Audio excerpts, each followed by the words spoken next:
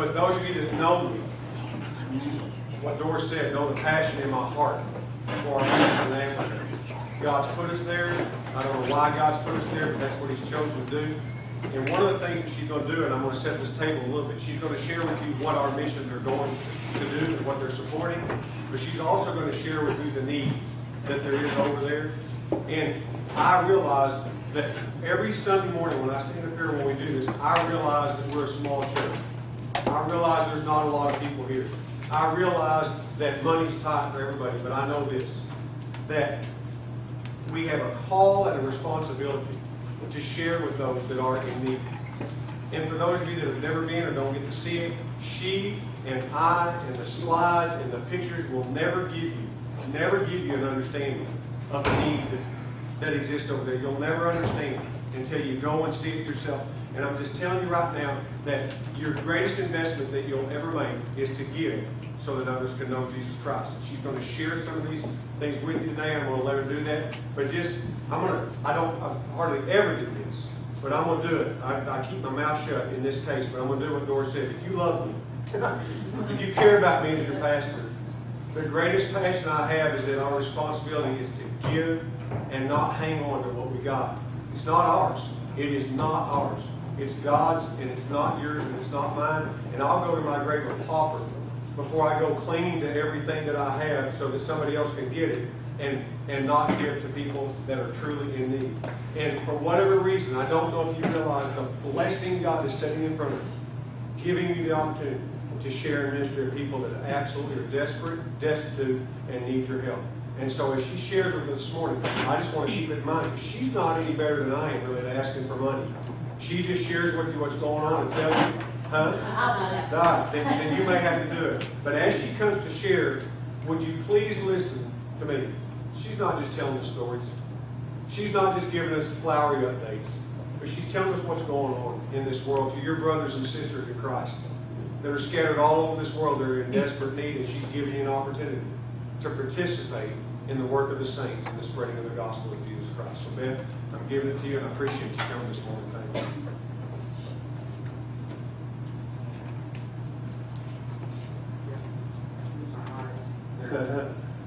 I'm sure.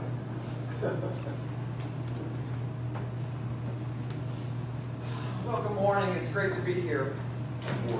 Great to be here. You have no idea, but absolutely no idea how much you mean to me. This church is blessed to me, not with just money, I'm not talking financial, but prayers, knowing that you're here. Over this past year, a lot of missionaries have gone by the wayside, and they've come home for various different reasons, health, money, but God has sustained me, and it's been an incredible blessing. And I love what I do. God's given me that passion. I got to tell you, I didn't have it, but He gave it to me. I think when God gives you a passion and you do it, He gives you a peace and an endurance. People say to me, "How can you stand it over there?" I said, I really don't know. It's supernatural. It's absolutely supernatural. So, any of you, if God has something for you, don't fight it. Believe me, I've fought it for a long time. Don't fight it. And that message from Doris, I had to make hamburgers all day yesterday to get her to ask for money. It was a paid commercial. I want to update you a little bit from the last time I was here, which was last November. I knew I was not supposed to come back to America full time. So I had a house. I don't know how many of you know, my husband passed away at 13, and I went to Ghana kind of as an experiment. And because God called me there. So I decided, and it was whether I was going to stay 10 months in America, raise money, or and go to Ghana for 2 months, or whether I was going to do the reverse. So absolutely, God, I'm spending 10 months in Ghana.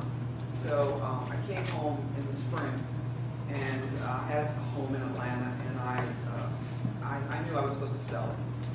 And it was God. He has a sense of humor, I'll tell you. So I put my house on the market, and the first person that came to look at it made me an offer, and it wasn't what I was asking. And that was a Saturday. Sunday, he turned around and gave me full price and bought it. So I said, gee, I really think God wants me to go.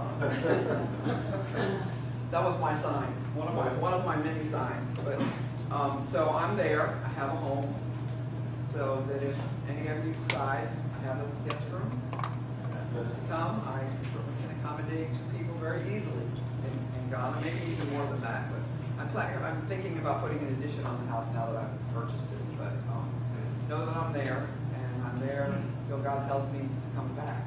But I just consider it a privilege. It's humbling to get to do something you love, and for God, it's humbling. So this morning I got pictures. I wanted you to know. I wanted to report. Where are my glasses? What your money's going for. I felt like I took the kind of the first year to survey the land. What's very important for me in Ghana, what I learned about the culture, is stewardship. What are these pastors doing with what they already have? What has God given them, and what are they doing with it? And that's how I kind of selected Pastor John. I had talked, and he said, we'd like to support pastors. And so I picked 3 pastors specifically that I'm doing exclusively right now. I know it's going to change. I know there's of course need everywhere. But these guys are out there on the front lines doing it, and doing it well. Pastor Andrew is a village pastor. He's in a small village 5 hours really outside of Prague. That's him on the left. His district pastor, Pastor Philip with the headphones laughing, he's a district pastor. He has about 10 churches under him. Both of these guys are incredible. Pastor Andrew will get on his bicycle with a bullhorn and travel from village to village. That's what he has. That's what God has given him. And evangelize for the church. He is an interesting story. I think Jason met him. We had lunch with him. He was able to answer some questions for him when he was there. But he was a boxer, an Olympic boxer. You think some of these people really have no background. He was an Olympic boxer for Ghana, traveled all over the world, ended up in the U.S., so he understands me a little bit. And he helps translate for me because they don't understand American English. And he got on drugs in the U.S., was deported, went back to Ghana, found the Lord. Actually, he's from the same town that Pastor Philip is from, and became a pastor. And he loves God, and so does Pastor Philip. I love Pastor Philip because every time I go in his church, it's clean. So, go ahead and change it. So that's kind of the background on those 2 guys. And I want you to pray. I'm showing you these in detail because I want you to pray for these men. This is Pastor Andrew's church. He built it himself out of sticks. It has a thatched hut on it. And that's Pastor Philip. And Pastor Philip just got married. And so that's his wife. And James. This is their congregation. You can see the musical instruments are rather limited. And really, Pastor Andrew's blessed to have a drum. He has maybe 80 people at this time in his village church.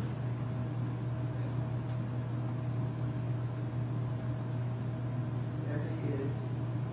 You can see the stuff down here at the bottom. There'll be more pictures. We went up there to do an outreach. No one had been to his village at all since this church started. And that's what I'm doing. I'm going to the places that nobody has been in years, literally years. I even go to villages where they have never seen a white person. I make babies cry.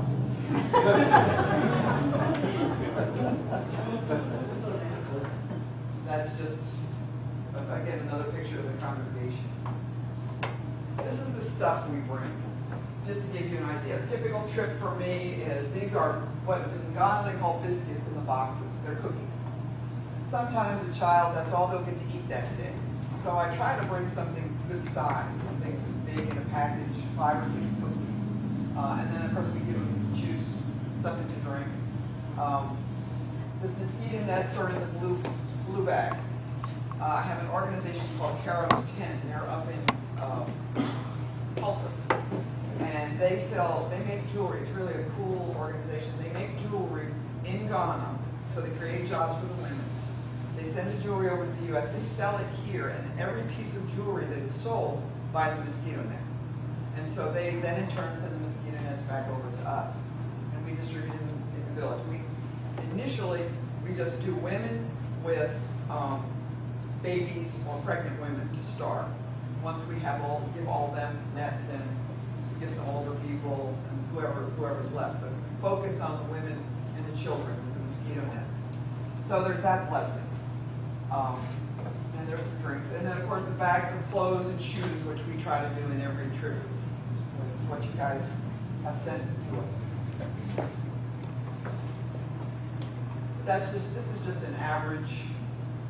There's some more. This is some of the women in the church, some of the women leaders. I don't know, we were having a meeting about something. And there I am preaching, and Andrew is translating for me.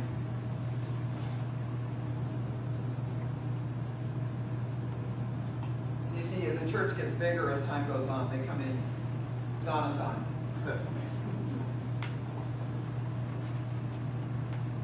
Now here's this, we had handed out the mosquito nets, and what Kairos 10 has asked us to do is every time we hand them out that all the women stand up and hold their mosquito nets. So we sent a picture to them so they... Now there's no lights in this village at all. No electricity, no lights. So Andrew said to me, I could really use a generator. A generator, that's a little Honda, I think it's $2,500, $300 some dollars. So I got one for him, you all got him. And the people will come. They'll come because of the light. They'll come to church because there's light. So, kind of like Jesus is the light. So anyway, they're holding it up, celebrating the generator. And then we got chairs for them. That's another thing. There's kind of a competition for churches, not in this village because he's the only church, but if you don't have chairs, if you're sitting on wooden benches, it's kind of like here. If you don't have air conditioning, people won't come to your church. It's the same thing. Except, if you have to sit on the ground, they're not going to come. They want chairs. So we were able to purchase, I think it was 30 chairs. He already had some. See, and that's the thing also that I look for is what are you doing? The congregation had already gotten together. This was pretty incredible because the chairs aren't cheap. And 20 chairs themselves. So I couldn't help but not help them and add another 30 so they'd have 50 chairs. So that was cool. These are the ladies in the church. I have a lady that gets me jewelry, crosses at the Atlanta Mart, and she donates them. And I'm able to give them to the women, like the women leaders in the church. So you see they're very happy with all, they all have their crosses. You got to give them crosses that day.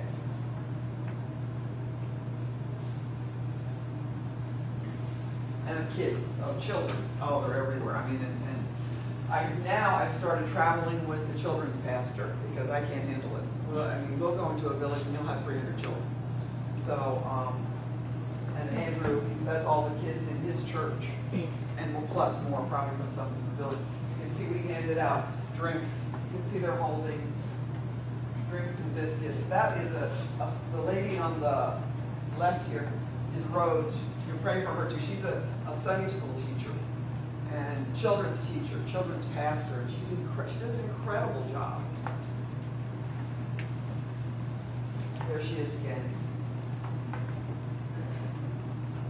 I told Andrew he needed to start paying her a little bit. Keep her coming. And these are the kids, the children. I love the old ladies. They have such beautiful faces. Their faces are so cool. This is, again, the women in the church.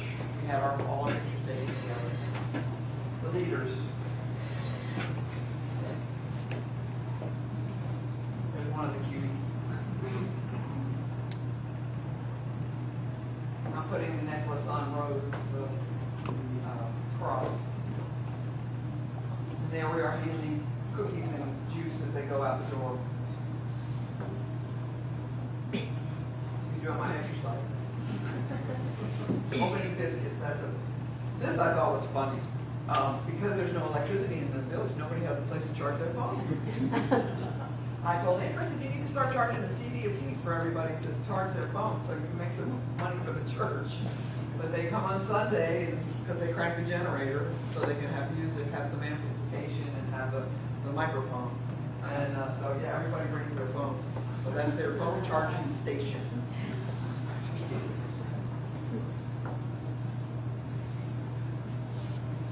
We gave this young man a Bible. That's one of the needs. We're talking about the needs. Bibles are heavy to ship, for me to take, but in the barrels that you all sent, there's no weight limit. So we can do Bibles. And the only thing I require is they have to be able to read it. We make them read it out loud so that I know that they can read. So they're not being given to somebody that's just going to take it home and set it on their table and treasure it. I want them to be able to read. But the first thing he did was put his name in. And this is just a basic village architecture, just to give you an idea of where they live. Now this is Pastor Philip. He has a bigger church in the city, in what I call the city. You can see his church behind. It's much different than Andrew's church. And like I said, it's immaculate. He got married. This is his new bride, Letitia. She is also a pastor and a praise and worship leader. And we were getting ready to go on the mission field across the lake. This was my first boat trip with crocodiles. And this was some of the stuff we took over. We were having three villages coming together across the lake, where you could only get to it by boat. You couldn't get to it by car. I'm looking for different ways to take missionaries when they come, because I frankly get tired of riding in the car. You get tired of riding in the bus, and it would be nice to have a nice boat ride. I didn't know it was going to be in a big wooden boat, but it was still cool. But that's the stuff we took over. That's the best Sunday school teacher in the world. I traveled with him. He can control a crowd of kids like I have never seen before. His name is Leonard. Keep him in your prayers. He's trying to come here to the U.S. and go to Bible school, and I'm believing God for him that he will. But he's been to Bible school in Ghana. Again, I want to see somebody take a step. If they'll take a step, I'll take a step with them. So keep Leonard in your prayers. And this is just to show you the boat. We were bailing at one point. This is my room. This is the kind of accommodations that they give you. Go, I had a mat. I asked them, hold on, I asked them, I said, one of the things I'd really like to have is a toilet. And I said, if you don't give me anything else, I really, because we were going to be there like 4 days. And we got there, and nobody had the key to the toilet. I said, and what if I had brought missionaries? I can work around that, but some people can't, So that was exciting. But yeah, nobody could find the key. I'm ready to kick the door down myself. So anyway, here we are handing out cookies and stuff and clothes to the children. This was the three villages that came together, so it was pretty big.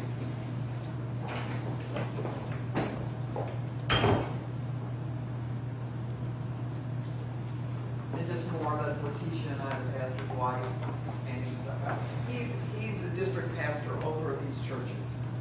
So that's why Pastor Philip went with me. Here I'm handing out mosquito nets. We had handed them out to all the women, so I was throwing them in the crowd. Sometimes they come out and tackle you for it. I've been tackled for a beanie baby. I won't hand out beanie babies anymore. And here's all the ladies holding their mosquito nets out. That is really a lifesaver. I think this is, you see when you said shoes, all the women are trying on their shoes.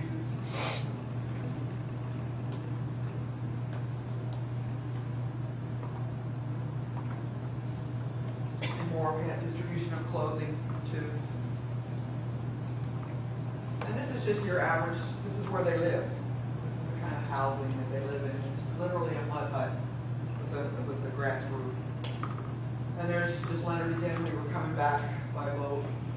I love his enthusiasm and his heart. Now this is a pastor. He is also a district pastor. And he's in the western region. That's Pastor IEP. He's in the western region of, Accra, actually. And again, I picked him because he started his own Bible school. And I was invited to speak at the graduation, and he had 5 graduates. But he, you know what it would take you, Pastor John, to start a Bible school here. And he started one over there, and I was so impressed with him. And again, with your help, we're building his church. He needed chairs. He was renting chairs, so we were able to give him chairs. And we did some outreach at his church, again, with the food and mosquito nets and that kind of stuff.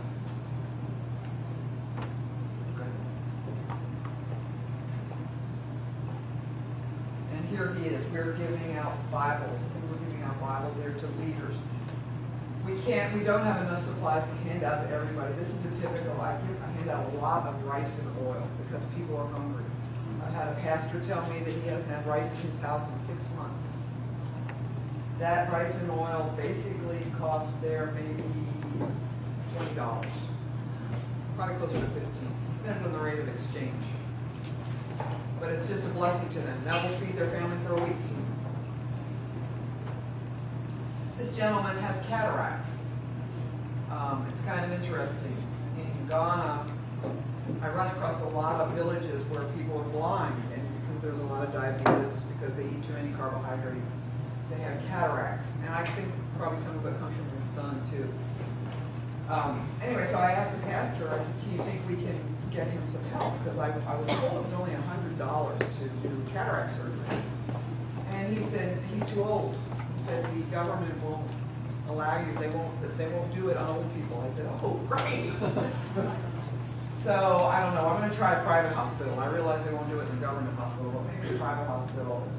It's something, such easy surgery would fix his problem. But we prayed for him. This is just another lady, church leader in the church. And there's all the women. You recognize the bags. You all sent these bags. The cool thing about this church was I was really panicking. I didn't have anything for men. I had stuff for women, but I didn't have anything for men. When I knew I was going to make this trip, and I'm going, and guess what came? 8 barrels from y'all with T-shirts and caps. These guys have the caps on. And so, what a blessing! So I was able to bless the men. So that was great. Because they get kind of, unhappy when you're seeing the women get all this stuff. These are T-shirts you all sent. Team Survivor, bright colors. They love it. And you send me children's sizes too, which normally I just get adult T-shirts. So it was just great. And here's a young man with a Bible. This was something new for me. Pastor Ayiki, another reason why I like him is he has his own mission. And it's a refugee camp. And I didn't even know this existed in Ghana. This is new for me. It's refugees from the Ivory Coast, which is a country next door to Ghana. And I'm not really sure why they're there. I think it's political, upheaval that they've come. But it's this huge tent city. When the first time I went to the little church, it was at night. And so I didn't really see the tents. The next day we went back, and it's hundreds of tents. And I thought, wow, what a mission field. We need to have a crusade here. So, Pastor, I think when I go back, we're going to focus some on this Ivory Coast refugee camp. But I wanted to show you the church and the pastor there. Here's your T-shirts those are Ivory Coast refugee children. I was preaching in this little bitty room. It was hot. Oh, it was hot. The young man in the green shirt over there in the corner, he's 19 and he's a converted Muslim. And I'm very excited. I'm going to talk a little later about the Muslim outreach, but I started bringing him with me because I really believe God's going to do something in his life. And he's just, he's thirsty, he's hungry, he's excited. I'm excited about him being there. He's going to be my new missionary. We we gave rice to the village. The gentleman in the white shirt is the pastor. They speak French, which didn't help me any, because I don't speak French. They speak French. We gave them rice and they divided it up. And Pastor Andrew and I are praying for a sick baby in the church. But it was small and hot. This just gives you an idea of the typical churches that we serve in. This is the whole, there's the church. You see the pastor. And I did the same thing with him. I gave him chairs. I don't really like to hand out a lot of money to pastors. A lot of times I'll give the pastor's wife maybe 40 CDs. That's like $10. Just for her to buy things maybe for her house that she can't grow. So things like that, but I keep it at a minimum. If a pastor comes to headquarters, comes to the city, I'll give him money for transportation, you know, maybe to buy some food, or I may take him out to lunch. A lot of times I take pastors out to lunch, but I'm very limited in giving them money. I'd rather give them stuff to grow their ministry. So when I say to you that you're supporting these churches, that's the way you're supporting them. You're supporting them with stuff to grow their ministry, to grow their church, so in turn it will help them have more money. This is something that I'm really excited about. I have a converted Muslim living with me. I think I had Ali, when I was here before, I had Ali Do living with me. And I've been sending him back. He's from the north of Ghana. The north of Ghana is pretty much controlled by the Muslims. So I've been sending Ali Do as a missionary to Tamale, it's up in the northern part, to his village. And, you know, these are Fulanis. I don't know if I talked about the Fulanis last time, but they're a tribe. There's 40 million in the world. 13 million of them are still nomadic. They herd cattle, which Ali Do is, they're belongs to the nomadic part of the tribe. They herd cattle, goats, sheep, and they're staunch Muslims. And Ali Do was very sick, and he almost died. And Bishop found him up in the north, brought him back to Accra, and Ali Do was healed. And so he went back to his village, and they thought he was dead. I mean, they had done all they could for him, witch doctors and everything. You know, they had done everything they could for him, and they saw him, and they thought they were seeing a ghost. Well, he told them Jesus healed him. Jesus healed him. And so they are accepting Jesus based on Ali Do's testimony. So it's pretty incredible. His whole family has just about come to the Lord. There's persecution. His brother was a cattle herder, and as soon as he became a Christian, he was lost his job. So I've been trying to send him money to buy cattle, to buy goats and sheep, so that the family has something to eat and to do as a job. And it's successful. There's some pictures on here of that. But yeah, there's persecution. When they come to Jesus, there's definitely persecution. And this is something I want you to pray about, because this is something that just, I mean, I didn't go to Ghana to, you know, I didn't think the Muslim, I personally thought they were unreachable, and they're not unreachable, but it's relationships, and it's their own people that are going to do it. It's not going to be me coming in there and throwing a crusade. It's not going to happen. You know, it's going to happen one at a time, family by family, and it's not going to be easy. But once they do it, they stay with it. They're not, you know, I'm a Christian today and a Muslim tomorrow, you know, that kind of thing. So they, it's interesting, but I need wisdom, because I know you can't throw money at things. You have to, well, you have to have God. You have to have Jesus. So anyway, this is a church up there. It's the Church of Pentecost, and he's doing a terrific job. A lot of Ali Do's family is in the church here. And so I've been trying to, again, help send things up to him. I bought an Arabic English Bible. Ali Do wanted me to get an Arabic English Bible. And he took it and gave it to his mullah, that's the head of the Muslim in the village. And he's reading it. So I'm going, ha. So I bought, since I've been over here, Amazon has Arabic English English Bible, so I bought some more to take over. That's one of the heavy things I'll carry over if it's going to help the Muslims. But anyway, I'm really kind of helping this pastor because it's got to be tough. It has got to be tough for him. And you'll see, go ahead, Jake. He has a pretty good congregation, but he also, and that's the church, nice building. The Church of Pentecost is very big in Ghana, and they have nice buildings. This is his congregation, good size, very good size congregation, but it's very, very poor, desolate. There's another shot of the congregation in the church. Here's the pastor, and there's Ali Du. Suitcases bless pastors. Pastors love suitcases. So I always try to, when I go home, I have suitcases I can give away to the pastor. But that's Ali Du and the pastor on the right. And this is just showing you some of the things. This young man is making fufu. It's one of the basic diet things in Ghana. It's I don't know how much of you know Italian food. They make a dumpling called noce, and it's a potato dumpling. Well, this is made with the cassava, which is of the potato family. And so they beat it and make a dumpling out of it, but it's like this big. They put it in a bowl, and then they pour goat soup all over it. It's really not bad, but it's just a lot of carbohydrates. But that's one of the basic foods in their diet is food. This is how they do their laundry. They have to walk for water and do their laundry. Mosquito nets. Can't even buy mosquito nets up in this area of the country. So this was a real blessing for them to receive mosquito nets. Ali Du took up, I think it was 50 mosquito nets to hand out. And this is Ali Du's father. And he has actually accepted the Lord, and that's really key. He's 92.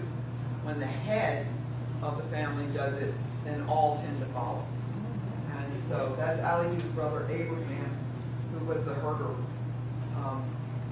I've been helping him with some different things to get him sufficient, self-sufficient. But I'm so impressed. It just shows you the average clothes. You know, I would go to church and I would, you know, and people got dressed for Sunday. I mean, in the city they really dress for Sunday. Even in the villages, they dress for Sunday. It's like, okay, you know, these clothes aren't too bad. Well, then I went there on Tuesday. They had one outfit. So the need, clothing, when you guys have clothing and shoes, sometimes it's the only thing they have to wear other than their Sunday outfit. The only thing. This is the, shows how they get around. Bicycles, motor scooters. That's a typical well. My husband and I put a well in the eastern region of Ghana. This again is how they live, a lot of thatched huts. There is some buildings with metal roofs. See, there's one. You know, Abraham stores some of his crops in there that he grows. But this is just a typical village. They sweep the dirt. That fascinated me. You know, it's all swept up. All the dirt is. This is where Abraham, Ali Du's brother, when he's out herding, this is what he stays in.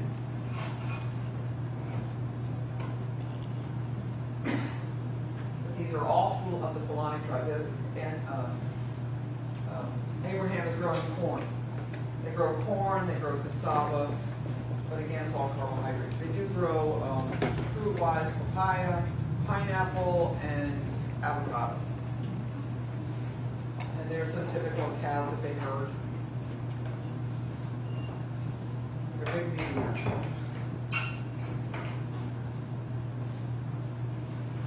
And they're picking something here, and I don't know what it is. I didn't get a chance to ask Ali Du before I left. I have no idea what that is. It must be something they grow in the north. But, sorry, I don't know what it is. I'm just thankful they're growing something. And this is Ali Du and Bernard. These two young men, I mean, they are excited about Jesus. I love these two men. They're 20, 22 years old. Both been to Bible school. I went to Bernard and I said, Bernard, what are you going to do next? What's your next step? He said, Mama Beth, I said, I would love to learn computers. He said, I really feel like God's calling me to work with computers. I said, get the computer school, get the information for me, tell me what you did. I mean, he went right out. Got everything back to me, and he's in computer school. And that's another mission I feel like God's called me there to do. If somebody is willing and has a desire to do something, I'm going to help him, you know. He's an excellent translator, Bernard. I don't know where he learned all this stuff. I haven't asked him. And then, of course, Allie, who lives with me, he's a youth pastor at the church now. And they were very sick. Allie Dew and Bernard both were very sickly when they came to stay with me. And so I told them, I said, you can't eat any carbohydrates anymore. I said, there are eggs and chicken in the refrigerator. I don't want to see you eating any carbohydrates. And so they're like, so they started doing it. They haven't been sick since. So a lot of it's got to be diet. It has to be diet. But keep those two in your prayers. Allie Dew and Bernard.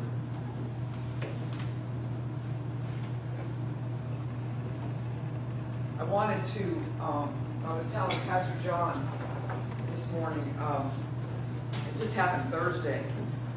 My typical trip into the bush used to be last year, I would go with a guy that had a station wagon and he had all this equipment to show the Jesus film.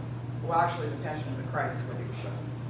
And so my typical weekend would be go to a village, do outreach in the church. I always focus on the church instead of the village.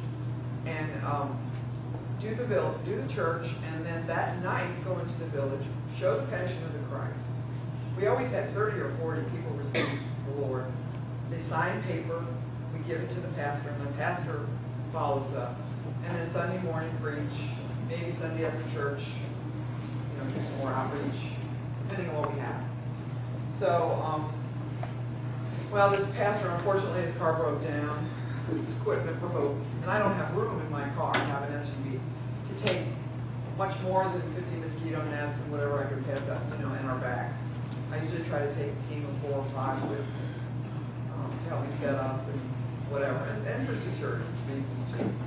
But anyway, so God's been really convicting me. I'm only doing part of my job. I'm only going into church, and discipling is, it says go into all the world and preach the gospel, but it says make disciples. And so I felt like I was really falling short of that. So I started looking at the Jesus film packages. They have, I don't know how many are familiar, but they have a backpack actually with everything in it. I mean, the projector, the screen, the tripod to hold the projector. I mean, it has everything in it. It's 40 pounds, and but at the Jesus film it was $6,000 because it's based on how many people you could show it to. So I didn't want to. The biggest one you can get is for 1,000 people. And we've had crusades with 4,000 people, but this will service 1,000. So anyway, God has provided the money for that. I must have like that story. My husband and I years ago we found an old homeless guy sleeping under a bridge in Cumming, Georgia, and so he subsequently got sick, and the church bought him a van, and I got him government assistance where he could go into a nursing home because he became blind. And I mean, it was his own lifestyle. He accepted Jesus. He was a Christian, but it was rough. He was an old rodeo rider. And so anyway, so we got him in a nursing home. Well, and his name was Frank. Well, God's funny. I'm looking at this $6,000 for this backpack. Well, Frank died this summer. And back when he had gotten SSI, sometimes they give you a lump sum. And so when it happened, I took it and put it in a CD for him and left it, didn't think another thing about it. Well, Frank left me about $6,600. So, but I've also found another company that carries basically the same equipment in Georgia. I can get a backpack for about $3,700 to do the same job. So I'm excited about that. I'm definitely going to go forward with that. I'm going to take it back with me. God's on my back on this. So I'm going to take it back with me. But what was a cool thing when we visited this company is the technology today. I had no idea. You can buy, you all, the younger people probably know this, but I can buy a little box, that's what it looks like, with an antenna on it. And I can put it, and I put a chip in it. All this is chip run.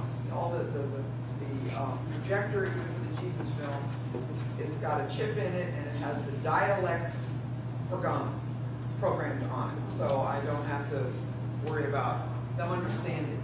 And I don't have to have a translator. Well, this, you can put a chip in it, in the language. Say like I went to Ali Hughes Village. So I put a chip in it that speaks, that has Arabic, okay?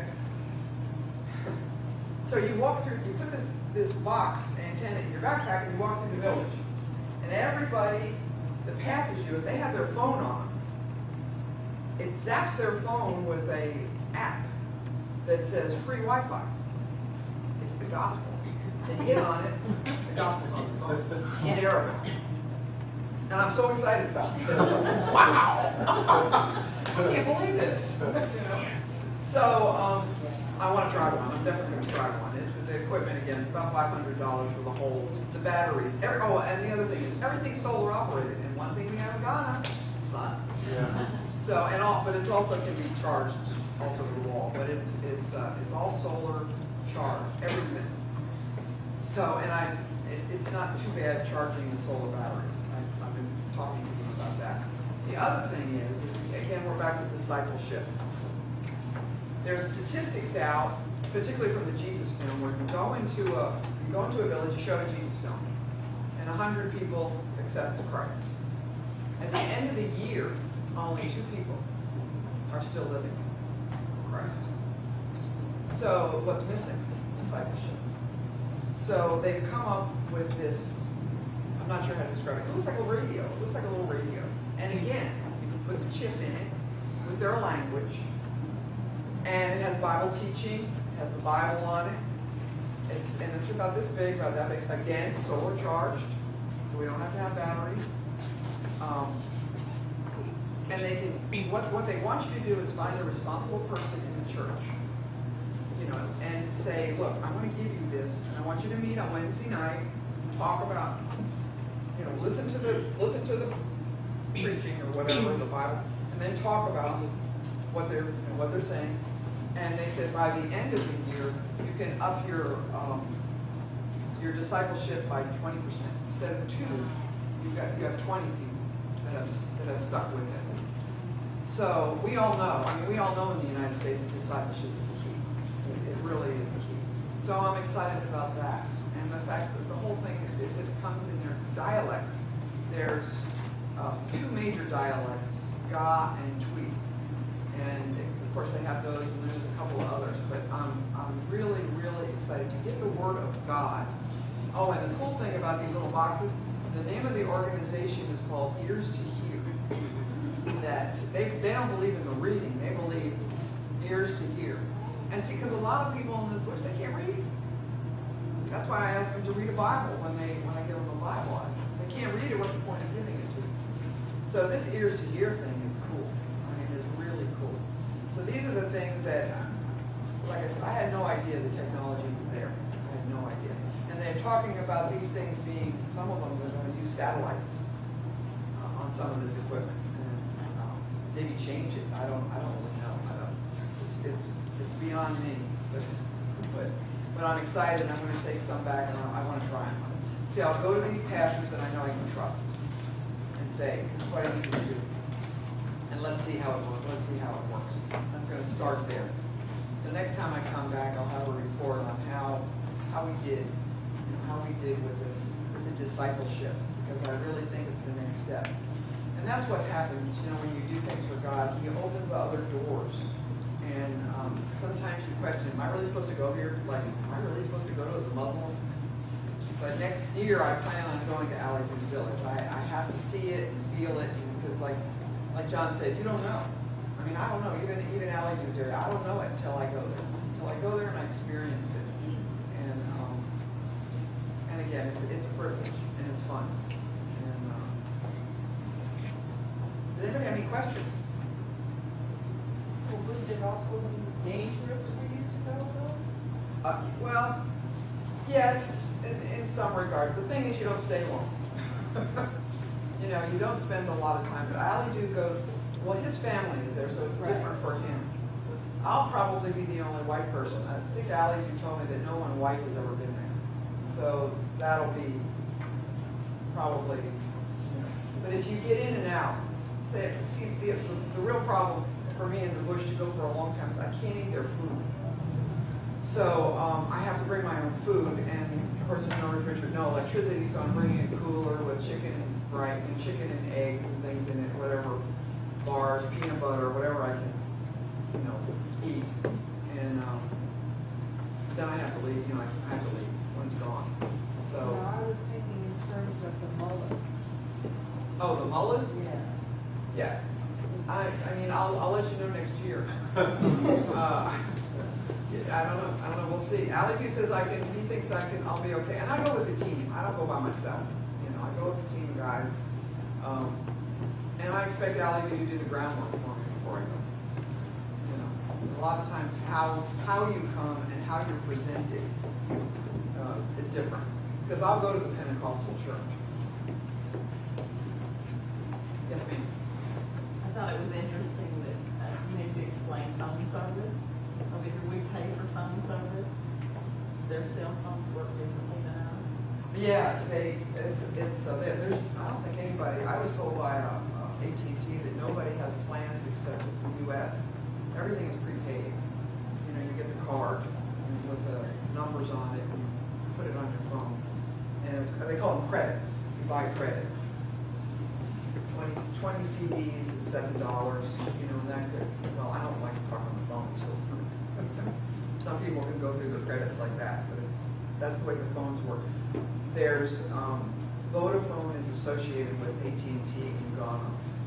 So my AT&T phone, American phone will work over there, it's just very expensive. So I've gone over to a Ghanaian phone for Ghana. Get my American phone pretty good. Are you still collecting phones? Yeah, I'm always collecting them. They're always a blessing to a pastor. It's just they really have to be chip phones because you have to put the SIM card in. A lot of people have given me phones and they're only good here in America. It broke my heart. Somebody gave me an iPhone 4 and it was Verizon and it had no place for a chip, so I couldn't use it. I hated that. Also, one thing I thought, size of class, you want to talk about size of clothes. Oh yes, small. They're all tight. Ali Doo is a 28 waist, to give you an idea of how small these She people said are. they're all small. They're all small, yeah. You'll have some larger people in the city because, well, they eat better. And of course, they're eating carbohydrates. So you'll have, but basically in the bush, everybody's tiny. Everybody's tiny. And so that's the difficulty because us Americans, I mean, I went to Costco the other day and I was gonna see what they had in small. The sizes start at medium now. They don't even have smalls anymore. And our smalls here are really large. It's like Ali Doo takes a boy 16. To give you an idea how small it is. So that's the difficult part. I mean, in the bush, they'll wear an extra large T-shirt. That's what you give them. You know, we try to keep it on the small side if we can. All those T-shirts you sent were just an incredible blessing. Incredible blessing. I was so happy to have stuff for men. One more thing, and I'm going to get quiet. Those green T-shirts, Yeah. Chickasaw Nation. Yeah, yeah. You know, they asked me what Chickasaw Nation was. I said they're a tribe, you know, how like you belong to it, because they all belong to tribes over there too, so they know tribes. I said it's a tribe from America. It was really. I said, yeah, just like y'all, just like the Goths. There's a tribe of Goths. I said there's a tribe of Chickasaws. I have cattle and goats, herds. Cattle, goats, and sheep. They wander all over in the city. You know, I live in the city. They wander all over everywhere. And so I said to Bishop one day, I said, how do you know whose goats these are? Or, you know, she says, take one, you'll find out.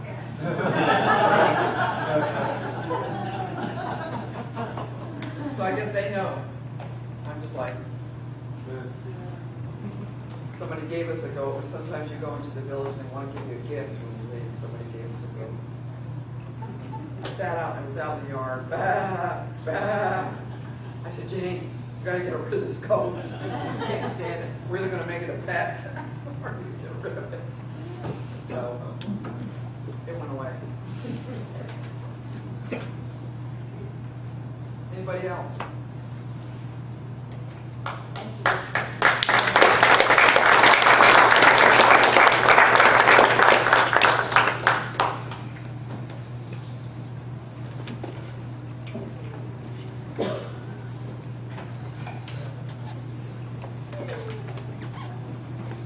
We're going to eat together. Everybody's welcome to come in a minute so you can visit with her more and ask her all the questions that you want, you know, and sit with her at the table and visit about those things. But let me just share one thing with you, and I won't talk long, but I want to say one thing. As this world changes around us and as life is getting different, I think maybe now it's easier to see than it used to be that in a little place like Tishomingo, y'all probably would have never thought somebody would have called you to do anything like this.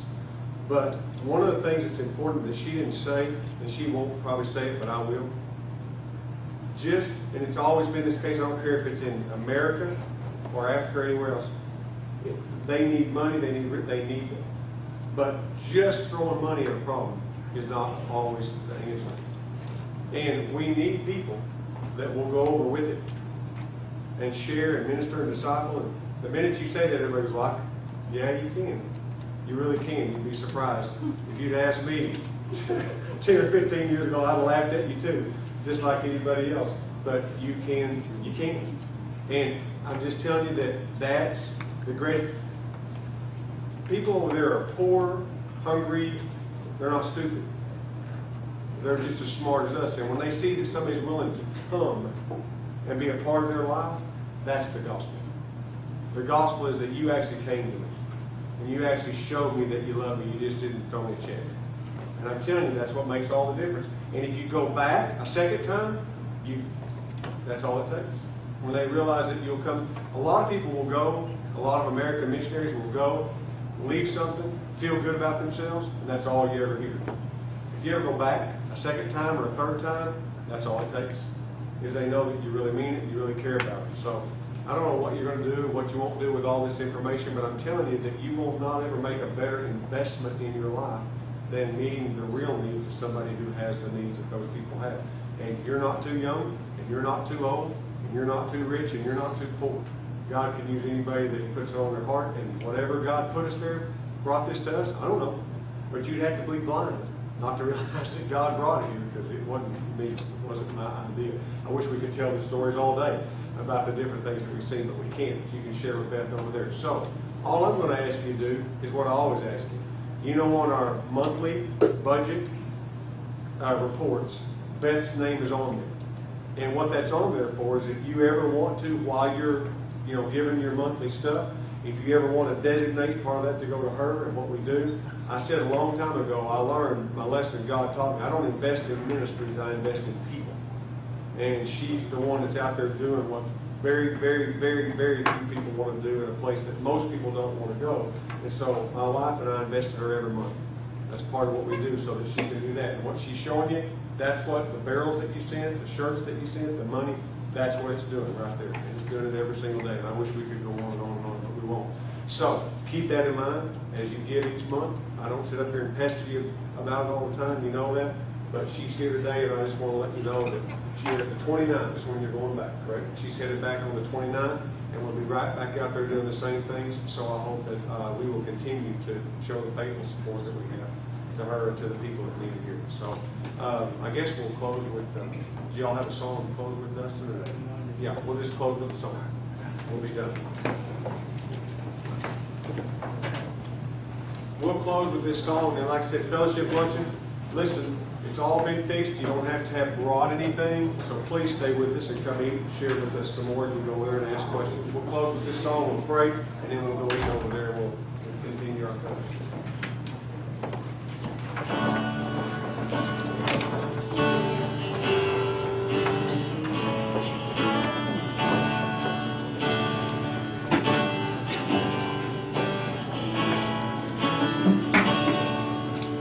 Wanna be close, close to your side. Heaven is real, and death is alive. I wanna hear voices of angels above, singing as one. Hallelujah, holy, holy. God Almighty, great I am, who is worthy, none beside me. God Almighty, great I am.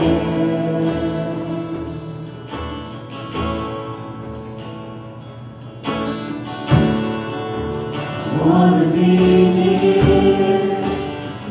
to your heart, loving the world, hating the dark.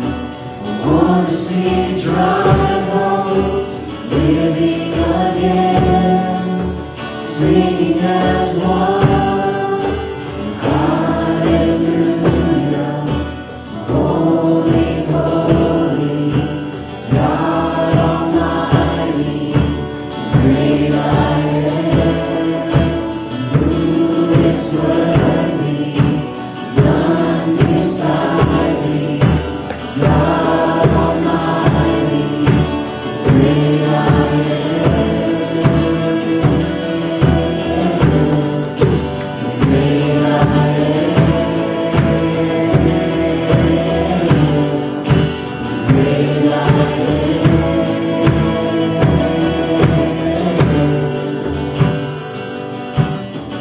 The mountains shake before you, the demons run and flee.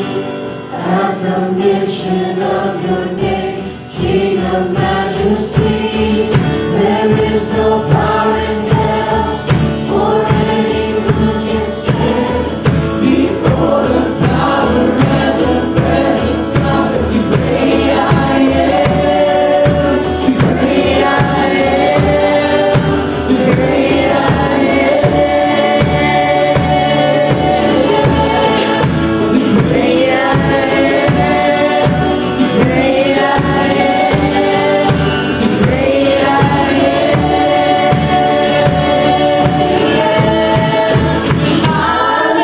Hallelujah, holy, holy, God Almighty, great I am, who is worthy, none beside me. God Almighty, great I am,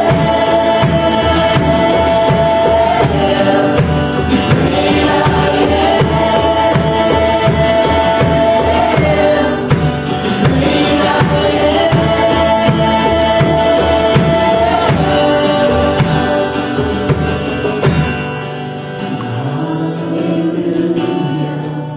holy, holy, God Almighty, great I am, who is worthy, none beside me. God Almighty, great I am.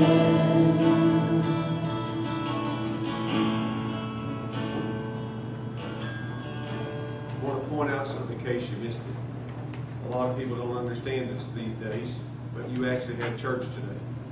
This is what church is about, not just singing a song or listening to a sermon, but finding out what the Lord has for us to do and finding out how it works itself out in our life.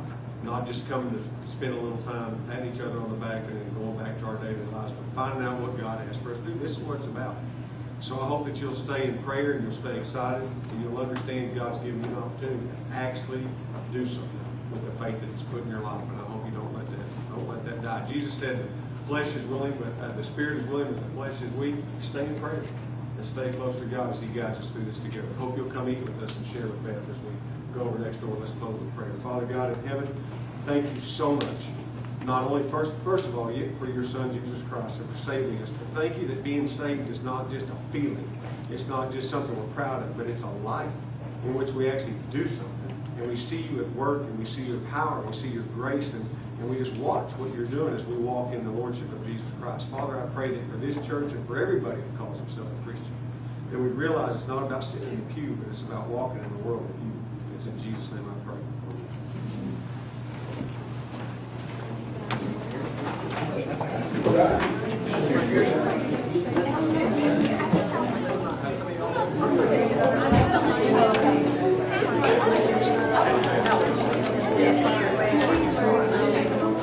Say hi. Let's go.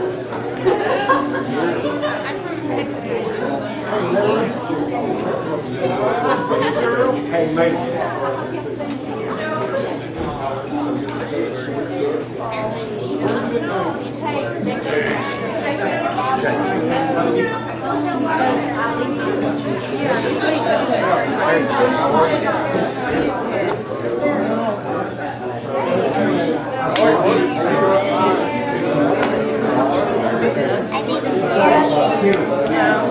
We're gonna tell him. I've got something for you over sure. Yeah, from Emily. Yes. Yes. She ain't you here, do. but Okay, you do.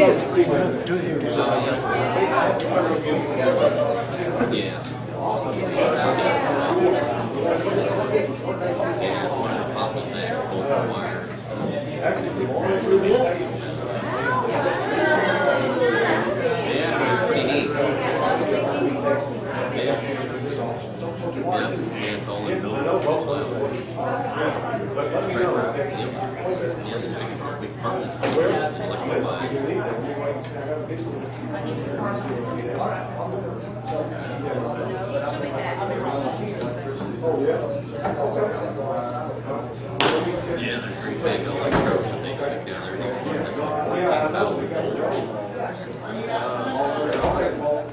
Yeah, it's pretty, and it's so loud when they go. So loud. Oh yeah. yeah, I know it's Really, really cool. Hey, how are you? Good. Good. Good. How are you? Tony was asking. Yeah. That's okay. Good. Good. Morning.